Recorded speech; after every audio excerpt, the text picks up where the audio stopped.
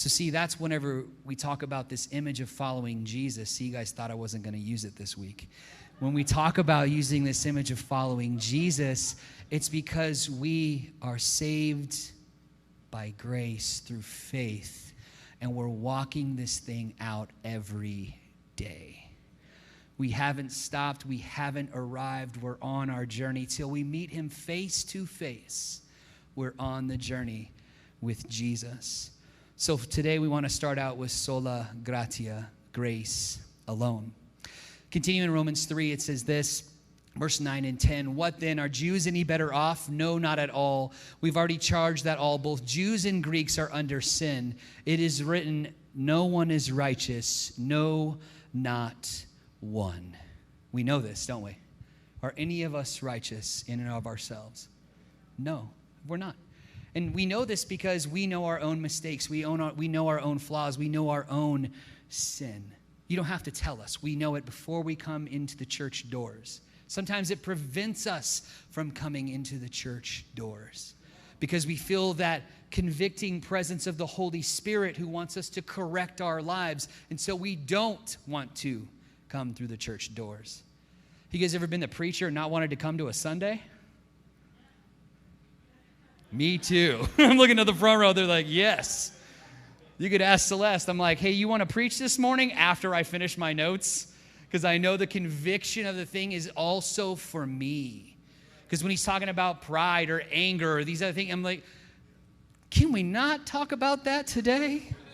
Can we only talk about love all the time? But here's the deal. Today we get to talk about grace. And grace is whenever you get what you don't deserve.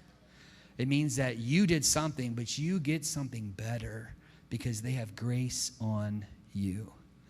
Man, I have too many times to count that the grace was my mother calming my father down so I didn't die. And I mean that in a very positive way. My brother, man, I love my brother. My brother could push all my buttons. How many people know that the people closest to you know all your buttons? They know where all of them are. My brother knew that I wanted to be right. I always wanted to be right when I was younger. I couldn't figure out that someone else could be right and I couldn't be wrong. It wasn't in my understanding. And so my brother would be like, I'm right about this. He's like, oh, you are. Oh, you're right. Yeah. I'm like, I am right. No. Oh, you're right. You're right. And it was like, oh, and the anger and the red and the, Nobody? Just me? Okay, cool. Well, when I was little, man, like I remember we got this anger. I remember one day, man, I was in the backyard shooting bows and arrows and stuff and kind of shooting at one of the toys that my brother held dear to his heart, using it as an arrow practice. And my brother said something, and I said a word that I learned at school to my brother. It was a colorful word, a creative word. It was a stupid word to say, but I said it to my brother, and he goes, oh, I'm telling. And he turned to run and to go tell my parents who were inside.